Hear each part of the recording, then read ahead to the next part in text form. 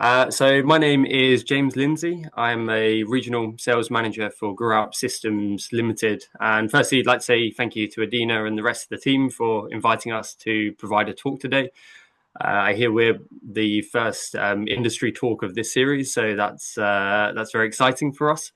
And today I'm going to be talking about smart cables, an example of a successful case study that we deployed offshore Sicily a few years ago with the team at INGV, and where this will lead to for future sensing and monitoring opportunities. So my first slide here is just a brief introduction to those of you in the audience who aren't familiar with Grow Systems. We are a UK-based manufacturer of broadband seismic instrumentation. We've been around for 40 years now. And in that time, we have developed specialized seismic monitoring systems for the offshore environment, as well as for surface and borehole applications.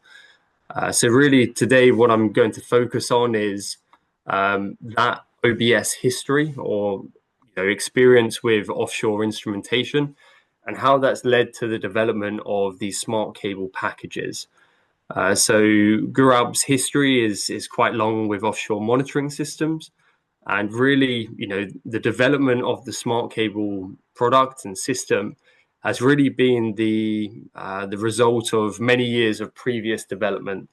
The development of smart cable systems has only really been possible of late due to updates and developments in sensing technology. Instruments becoming smaller, easier to use, and lower power. So that's why I just wanted to highlight this is the result of many years of development and not just something that's come out of nowhere. So a brief introduction for those of you not familiar with the term smart cable. Smart cable is an acronym for Science Monitoring and Reliable Telecommunication Cables. So these smart cables look at addressing a number of problems, and thankfully Giuseppe actually addressed many of these similar problems in his previous talk. Effectively, there is a very sparse array of existing online real-time monitoring platforms in the ocean today. And of those that are currently operating, there are high maintenance and capex costs associated with installing the systems and ensuring they maintain providing very good data quality.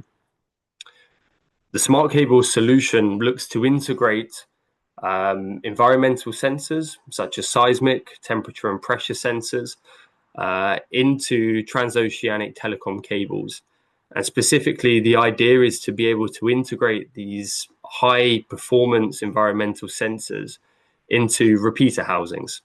So on a standard transoceanic telecommunication cable, there are typically repeaters located every 100 kilometers or so to amplify the optical signal along the cable.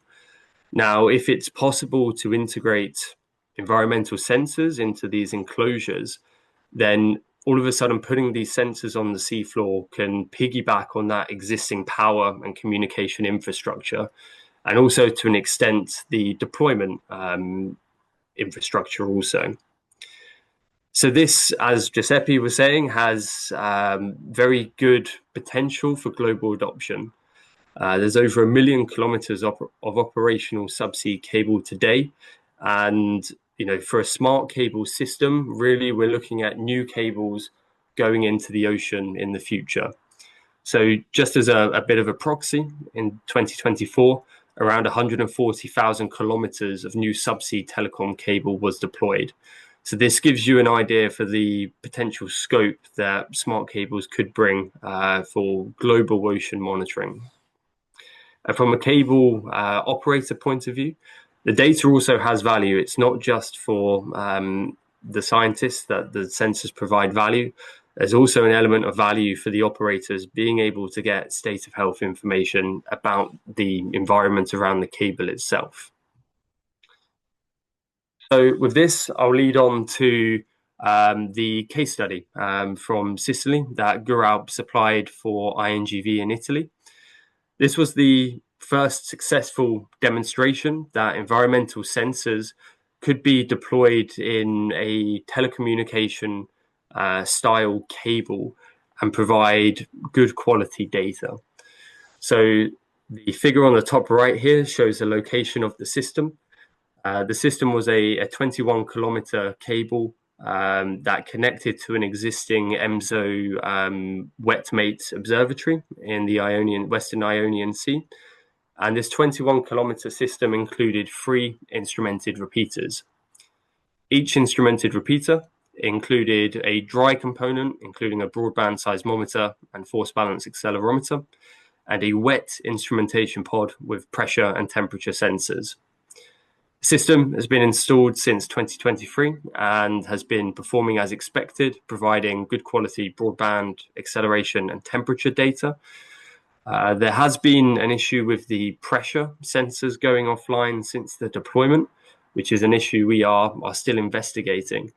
But all of the data for this demonstration system is now freely available through the web link online now, and is freely open for people to go and look at, which is good for the community. So here is an overview of the system. I mentioned earlier, one of the problems or challenges that we had to address was how do we install sensors into an enclosure, seismic sensors that ideally like to stay dry, and temperature and pressure sensors that require exposure to the water column. This was addressed using a two-stage approach. The dry sensors were installed inside a refurbished repeater housing. I should say, for the purpose of this experiment, these are not repeater housings that have active amplification electronics inside. These were effectively, a lot of the electronics were removed to make way for the instrumentation. About 30 meters away from the cable, we implemented a wet instrumentation pod, which had openings in the pod to allow the temperature and pressure sensors to have access to the water column. And we collaborated with another UK-based company called Global Marine to be able to provide this solution as part of the project. So this slide effectively shows the insides of one of those sensing nodes, if you like. At the top here, we can see the insides of the dry instrumentation repeater. Each repeater actually included a standard off-the-shelf sensor from Guralp. So the Certimus broadband seismometer is a 120-second broadband sensor, and the Fortimus is a digital force balance accelerometer. Both systems are able to operate at any angle without the use of a gimbal. So this was key for this type of application. Because implementing a mechanical gimbal system in this type of arrangement would have likely, introduced a lot of additional space requirements, additional power requirements, and would have generally increased the complexity of the project. But we were able to use these off-the-shelf standard sensor systems that are able to dynamically adjust for tilt. In the external wet instrumentation pods, we included a Seabird scientific temperature sensor and a parascientific absolute pressure gauge. Both of these are very high quality and high fidelity sensors that are being used for ocean monitoring and tsunami warning applications. So a key part of this project was, we're using, very high quality observatory grade instrumentation here. The challenge then was, how do we deploy this system using a industry standard cable laying vessel? If we have to use an ROV to deploy this system, then all of a sudden the deployment cost dramatically increases. So a key factor and a key milestone for the project, if you like, was ensuring that the system could be deployed in an industry standard way. So the entire cabled system was deployed using a standard commercial vessel operated by a company called Electra. And this installed the cabled system down to depths of 2,300 meters. A work-class ROV was then used to verify that the system had been deployed correctly and was sitting effectively where we wanted it to be.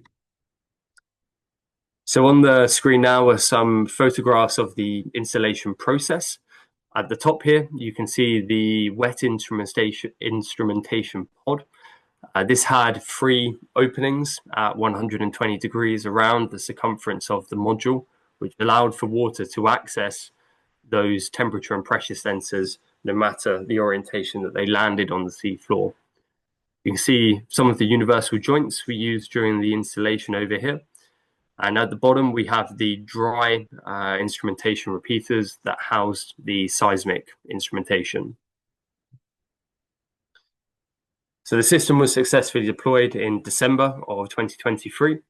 And shortly after, we had a rather large teleseismic event on New Year's Day off the coast of Japan. So that was quite a good verification point for us to understand how those seismic sensors had responded. So luckily, close by to our experiment, we also had the Calypso OBS seismometer. This was a ROV deployed standard OBS package, which acted as a very useful close by reference station. So comparing the seismometer in the smart cable at the top left here and an industry standard ROV deployed OBS, we can see very good agreement between the data across all three channels. Now, in addition to the seismic data, we also have data series for the temperature and pressure sensors close to the deployment time. So the image in the top right from INGV shows that wet instrumentation pod sitting on the sea floor. And then we have on the left here the temperature time series and pressure time series from just after the deployment. Now, this slide is very useful from those who work with seismic instrumentation. This helps us to really verify the performance of these smart seismometers in comparison to the Calypso observatory. So we can see, deployed on the seafloor, our smart cable has been deployed in a free fall fashion using a industry standard deployment method. And the Calypso has been deployed in an ROV deployable framework. The PSDs here show data across a time window just after the initial deployment. And we conduct a PSD, which is a Fourier transform of the data, to get an understanding of how that seismic data, how the frequency content is performing between the different sensors. So we can see up to about 30 seconds, the traces from the Calypso and smart cable are actually in very close agreement, which is very good and encouraging news for us, considering we're actually using separate sensor technologies here. The smart cable has a very small seismic sensor, like the one I'm holding in my hand, and the Calypso station has a much heavier observatory grade 3T style sensor. So what we expect from that is much better performance at the long period from the Calypso station, which we do see. However, across the frequency band, we do see very close agreement here, which helps us to reaffirm the confirmation that sensors can be deployed in this fashion and provide good quality observatory grade data. So where is this leading to next? From Guralp's perspective as an instrumentation supplier, we see the INGV wet demonstrator as a very good experiment to show that smart cables work.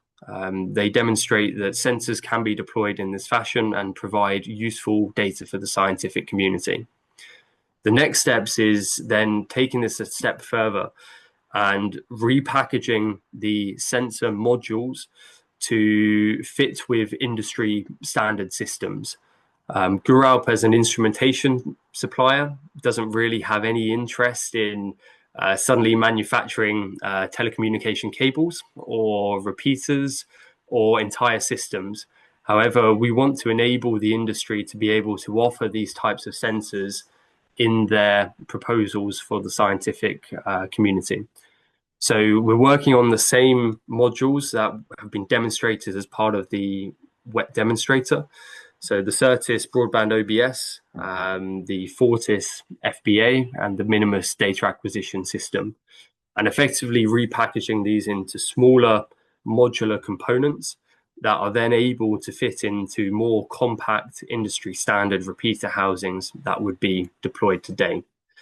And as of today, we are working with a number of industry partners to provide different options for both the academic and industrial community.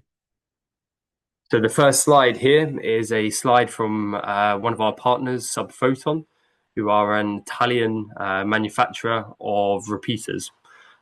So they have committed to developing an amplified repeater technology that includes Gurup seismic instrumentation, along with temperature and pressure sensors, similar to the datasets available in the INSEE wet demonstrator project.